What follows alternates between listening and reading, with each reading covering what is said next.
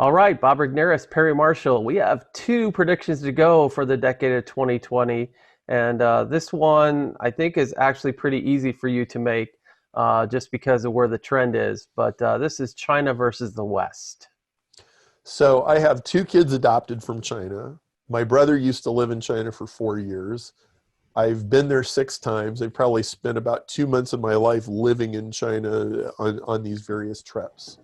And I've been watching it pretty closely for most of the last 20 years. And you almost can't imagine how much China has changed.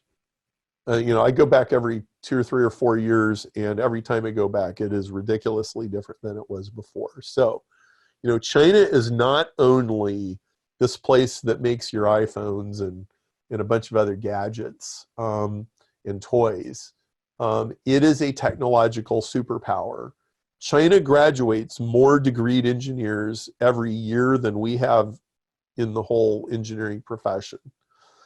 And I have an interview with Kai-Fu Lee on the Evolution 2.0 podcast. He was a former high up at Google Asia, and he talks about the US-China AI competition. And China has a lot more data than we do because they have a lot more users using the internet. And so this brings us to the Great Firewall of China.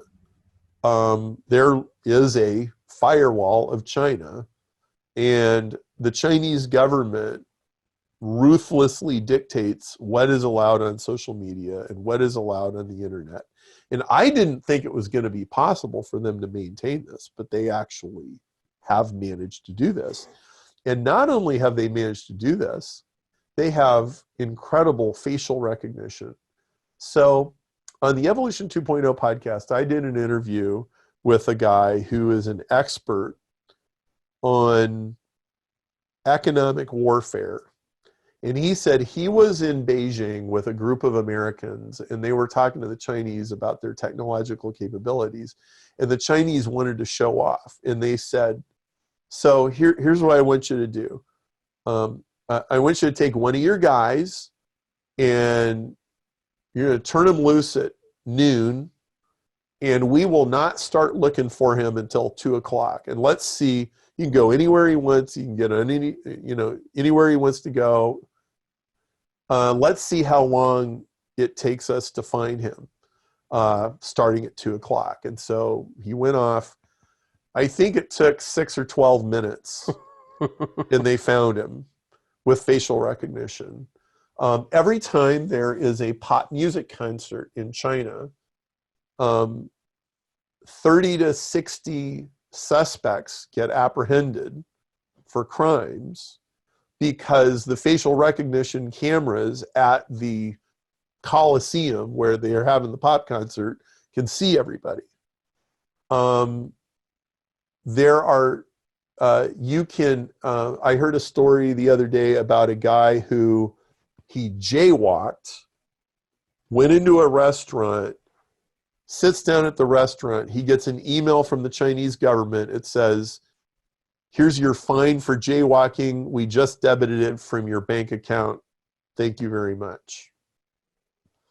China has a social media ranking system, like watching your behavior. It's just like one of those episodes of Black Mirror where like people have points going up and down based on their civic behavior and how cool they are. Yeah. And like if your score drops below a certain level, you can't get on a train. They won't sell you a train ticket. Right. Okay. And so they're cleaning up litter. They're cleaning up the cities. They're getting everybody in line.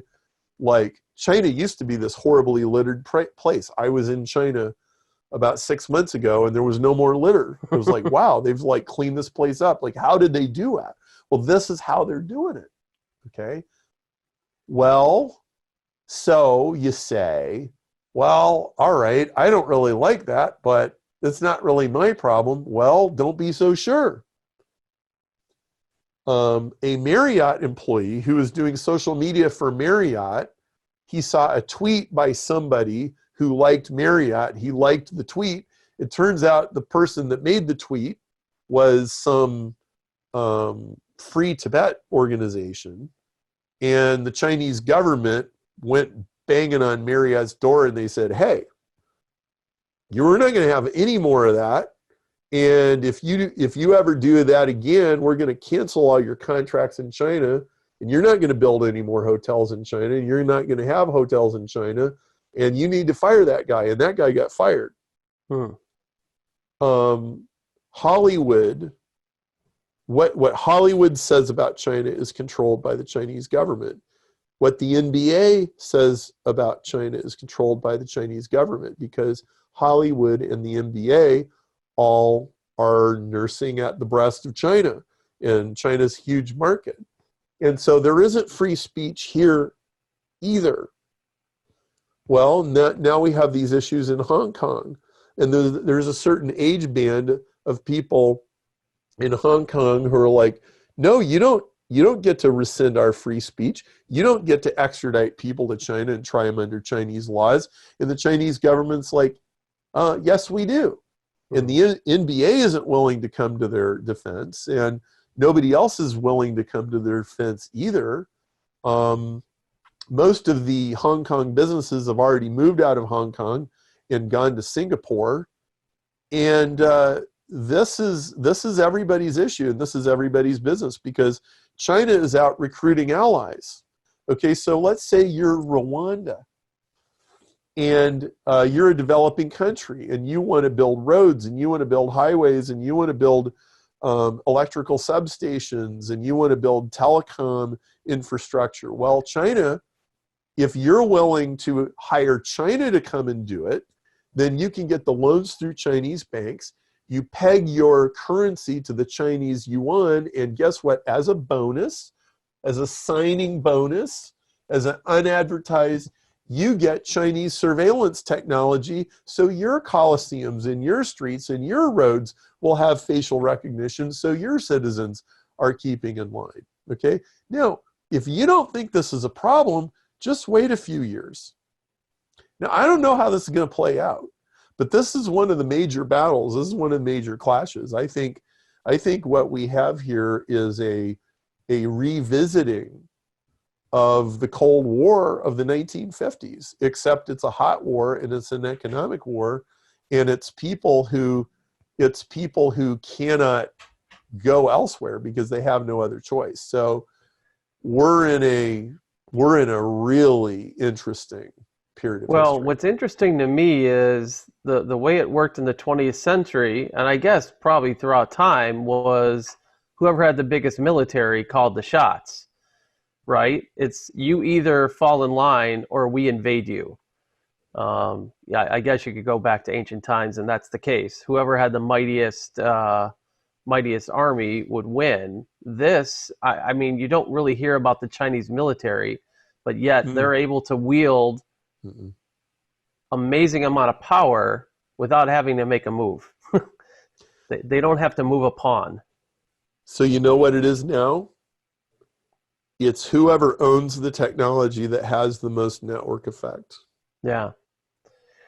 I don't know if you and I talked about this or where this came from, but I think the phrase I heard is like, oil is no longer the number one commodity, it's data.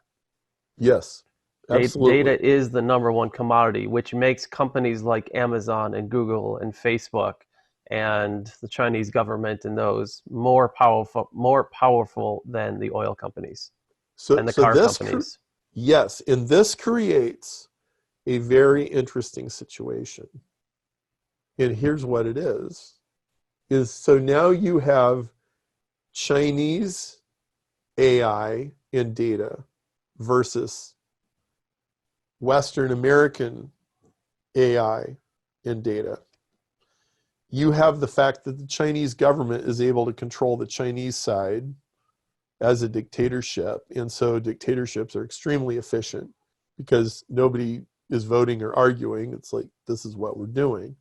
Okay, then over on the US side, you have the big four. You have Google, Apple, Facebook, and Amazon.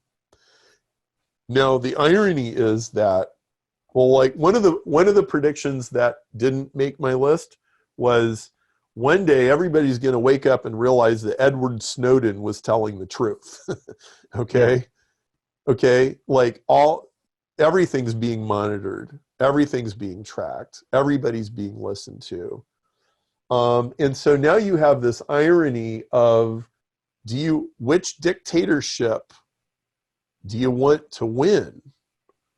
Right. And then you have the fact that in the US, the big four don't appear to be controlled by the US government, but maybe they really are. Right.